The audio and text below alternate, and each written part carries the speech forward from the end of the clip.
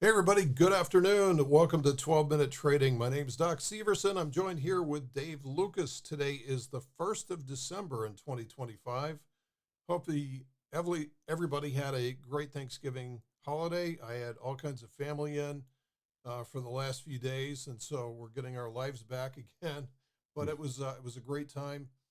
It's nice to get away from the market for a few days, although it really coasted higher into last week. It was a nice recovery. It was kind of typically what you see, and Dave will talk about this a little bit, but it's typically what you will commonly see around the Thanksgiving holiday Yeah. and into Black Friday. But now we're sitting there waiting for some kind of chaos to come along. Not sure which way the market's going to go from here. Probably will go higher, but not before shaking out a few cobwebs, I'm sure. Dave, what are you seeing out there? No, thanks, Doc. First of all, I have a little bit of a cold, guys, so if my voice sounds off and stuff, or I cough a little bit, I apologize in advance. But wanted to be here with you guys today. So we had a great week last week. Pretty much up every single day, recovered everything that was lost in the weeks before, pretty much. And so came into today, and there was the obligatory Bitcoin smackdown overnight, and I think that weighed on markets a little bit. But seeing a little bit of profit taking after the move that we had last week to recover everything, not really a big deal, right? Down 20, 30 points on the S&P is not a very big thing. So the next is where do we go? And I keep saying there's all these people now, Japan, all this stuff, doom and gloom, get ready for this giant crash that's now going to be brought in December. And when everybody sees that and says that stuff, the market usually goes the opposite way. It's going to bring the most pain to the most amount of people. So if people are positioning like crazy to the downside, market's going to go the opposite way. So we're in a position where we now have these fully charged weekly charts that are starting to release. And it looks like they're starting to release higher. And so for me, it looks like the Fed is, turned around and gotten dovish. So the market thinks there's going to be cuts. Now I think it's like 80% chance of a cut now, somewhere in that range. So the market's got that kind of wind at its back. Seasonality does play into effect here. So seasonality typically is higher. I saw an article come out that, oh, I don't know if it said like investors or traders not sure if there's going to be a Santa Claus rally this year. Perfect, right? All the doom and gloom, all the negativity and everything else. And that's when the market typically, climbs that wall of worry and rips higher. So I'm thinking as of now, that's what I would expect unless we have a significant change. Gold has been going higher. All the precious metals have been going higher. You've got, all the indexes. The Russell's been leading the way on this, and it looks like it's gonna, it's pulled back some today, but it looks like it's continuing as well. And that's due to the Fed, cutting rates because that helps Russell companies lower rates. So you've got, again, a lot of this bubbling up underneath that is ready to rock and roll. So we'll just have to see how it plays out. So, yeah, next week. So, one thing that's great about this week is Fed quiet period, which is Yes, fantastic. So, we don't blackout. have any, what we've had lately, and we've seen a lot more of it than usual. And this is reflected in their voting records as well too. Is that there's a lot of dissension amongst the Fed members in terms of whether they should cut or stand pat, or some are even saying that no, we've got to raise rates from this point. Mhm. So I mean, it's one of these things that's happening, and I'm looking forward here at the January meeting. And right now, the highest probability is standing pat. And one Mhm. of the concerns that I have is that the market has certainly gotten way in front of the Fed, which has always been the case. And I think what Powell will do next week is, if he does actually cut, which again I think right now is 85% probability, Yep. then I think he's going to slam the door on future cuts, or something to that degree. So we may run into the meeting and then we may have a negative reaction, which could goose the next move. I mean, we need Mhm. to keep building negativity to get this to go higher, which is Well, the other thing that's going to happen in the midst of this, because there's rumblings of it, and I could see him doing it, is Trump is going to announce the new Fed chair, and so he's going to take the wind out of Powell's sails by announcing that whenever he does that. So so that's going to make that'll if it's a dovish Fed chair, market's going to rally. Market always rallies on the future, so it's always pricing in the future. So if he has a dovish Fed chair with the governors that have already been appointed that are dovish, I could see that. Powell could do that the next day. Trump could come out and make that announcement. So you could have a one-day wonder move down, and then the market rip from there. So yeah, Yeah, I that's, think I the mean, yeah. go ahead. Plus, we don't know really. If you think about it, right now is kind of an odd time because we're just getting back into the swing of these economic announcements. So right now we're still playing catch up to some degree. A lot of the ones that are coming out this week are delayed. Hmm. There's really no major earnings happening. Nope. Costco later this week. Adobe, things like that. These are tier two. Yeah. Earnings. No Nothing Fed that's really going speak. to move things. No Fed speak. So the market's all going to be nearly 100% looking forward into next Wednesday. Yeah. And then we don't have major earnings again for until the next quarter, which is Right. the second week of January. So we're going to be in this kind of weird holiday period to see whether Well, they do they want to push this thing into the end of the year, and then we'll see what happens from there. any bad news that comes out from here through next Wednesday will be good news. So anything that looks um, like if jobs are slowing down, anything like that, the market's going to take positively because that just, again, furthers the rate cutting cycle. So, but the energies are telling us. I mean, the daily chart started its release last week. The weeklies are starting to just roll over a little bit, and we may waffle around through next Wednesday, but I think squarely by the back half of this month, we are seeing the market, running higher into the end of the year. So what Dave's talking about is that we had an energy spike in the daily chart. So because it was wound up and it's released to the upside. So the energy's starting to come out on this trend right now. So it is a swing to the upside. We have potentially changed polarity on this downtrend. Now the weekly chart is about as high as we've ever seen it. We Yeah. typically doesn't stay this high for very long before we get a significant move. So if you look at some of the previous ones that we've had, and unfortunately, the previous two super high values like this did precede a move to the downside. So we can't Mhm. necessarily take that off the table and say it's always going to go higher from here. But typically, a release does follow the trend.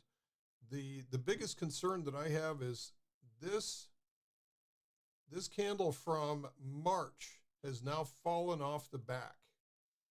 And so all we have left right now on a 9 candle sample on the monthly chart is everything from April.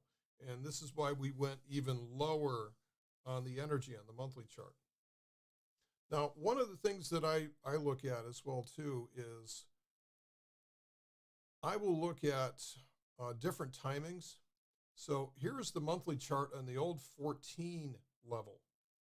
And if we look at this on the old 14 sample, it's Explain and what you mean by 14 so they know the difference. 14 is we're counting back 14 candles for this linearity. So if we count back 9 candles, it's off the charts. It is just completely, you could lay a ruler on this thing, and that's how linear that trend is. A linear trend takes a lot of energy out of it. And the analogy that I always use is imagine trying to climb a mountain and just running up the side of that mountain. You're not going to get very far before you run out of gas. You're going to have a stitch in your side and you're going to have to pause. And this is how markets move. So this is an extraordinarily linear move from the bottom in April up to now. I mean, we've gone from 4,800. We haven't doubled yet, but it's a big move, right? It's rare do we see a move that's this long. But if we go to a 14 sample, then what it's doing is it's also including some of this stuff. And so we may have just a little bit left in the tank if we use a 14. But lately, really since 2022, I've been using uh, the 9 sample for all time frames because it seems to match the velocity of what we're seeing a little bit better for that. So Yeah, the thing I told my students this weekend is I expect the weekly to go higher and it may happen in a hurry. It a lot of times the weekly can take up to 10 weeks to burn itself out if it grinds, but it can also happen in 2 or 3 weeks if you get a big move. So I think going into the beginning of next year in Q1, let's call it, I don't know, let's say by mid-January or late January, you have an exhausted weekly chart. You pair that with a extremely exhausted monthly chart. That is a risk off recipe. So you want to, ride that horse as much as you can on that, for that weekly trend higher if that's where it's going, and then, definitely shift to get defensive at the point where you have both of those in exhaustion.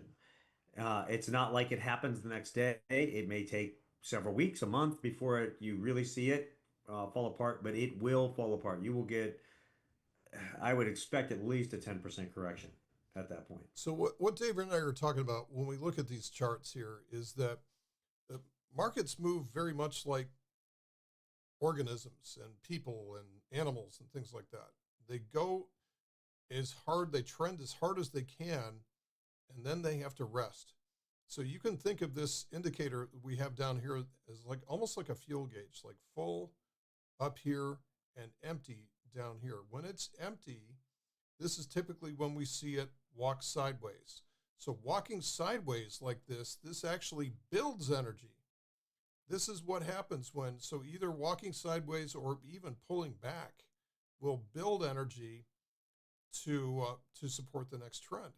But a linear trend like this takes out a lot of energy. It takes a lot of energy to power something like this. And we use this in multiple time frames. This is why we call this fractal.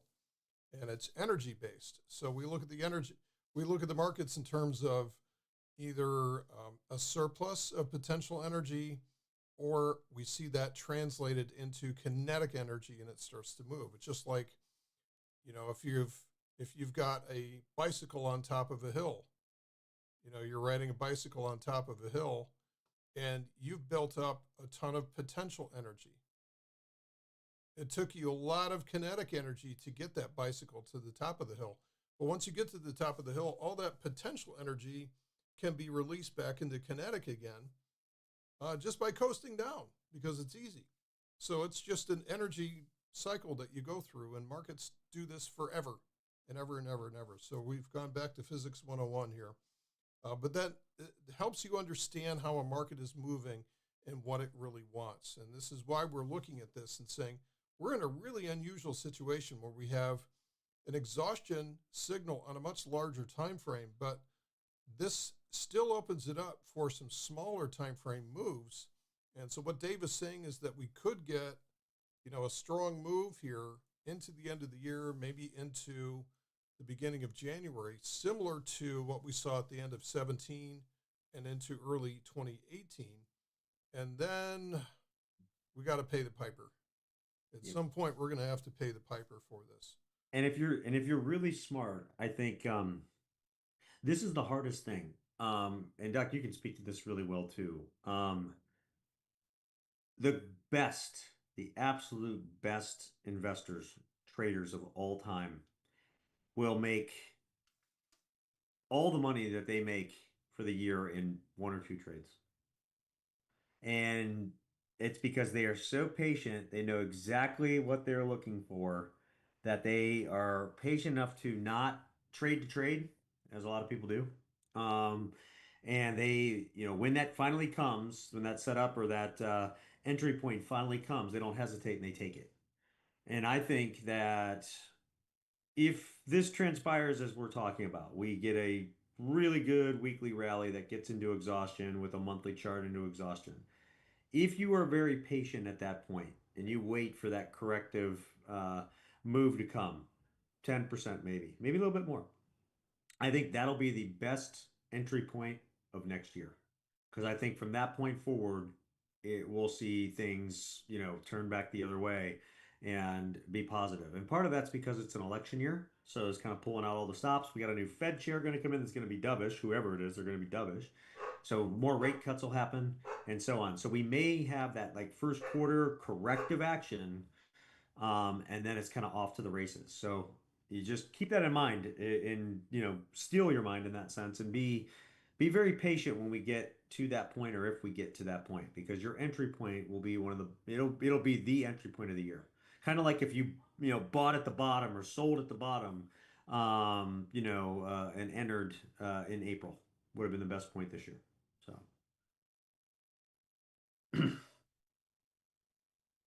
while we're at it though, you should look at gold because gold's starting to rip higher again.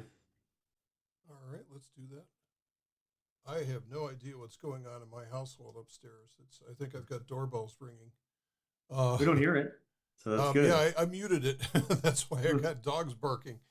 Um, this is gold. So gold's actually gone on a little bit of a bender here. Now we have the same situation here in gold.